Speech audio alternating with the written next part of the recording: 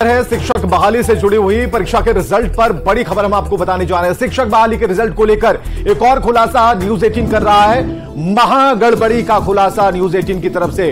माध्यमिक के रिजल्ट में उत्तर प्रदेश के अभ्यर्थी पास हो गए। जो अभ्यर्थी चितरंजन कुमार का सामाजिक विज्ञान से रिजल्ट आया है, रिजल्ट के बाद पश्चिमी चंपारण में डॉक्यूमेंट वेरिफिकेशन में भी सफल है। बीपीएससी और शिक्षा विभाग का दावा फेल हो गया।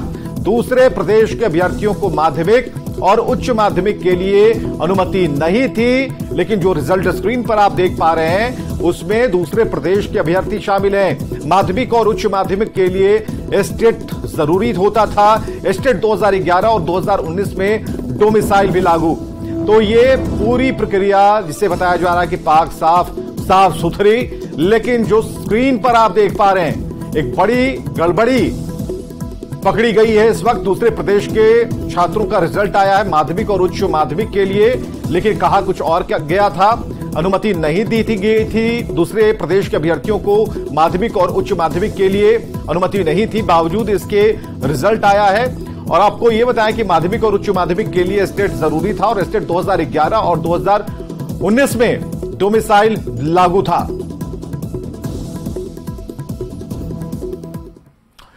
चलिए, न्यूज 18 को सवाल कर रहा है, जब स्टेट 2011 में डोमिसाइल लागू था, स्टेट 2019 में भी डोमिसाइल लागू था, तो बाहरी अभ्यर्थियों को नियुक्ति कैसे दी जा रही है? जो रिजल्ट आपने देखा उस रिजल्ट को दिखाकर बताकर यह सवाल हम कर रहे हैं कि बाहरी अभ्यर्थियों को नियुक्ति कैसे दी जा रही है। सवाल यह है कि स्टेट के आधार पर नियुक्ति आखिर कैसे मिल सकती है?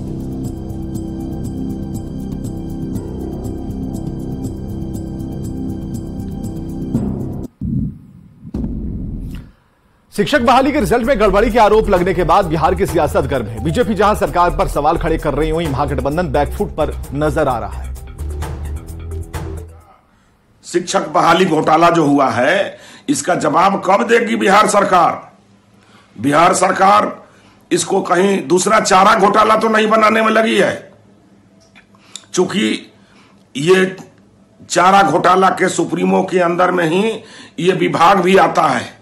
तो कहीं राजद दूसरा चारा घोटाला करने के चक्कर में शिक्षक घोटाला बहाली तो नहीं करने जा रहा है। ये कब होगी जांच?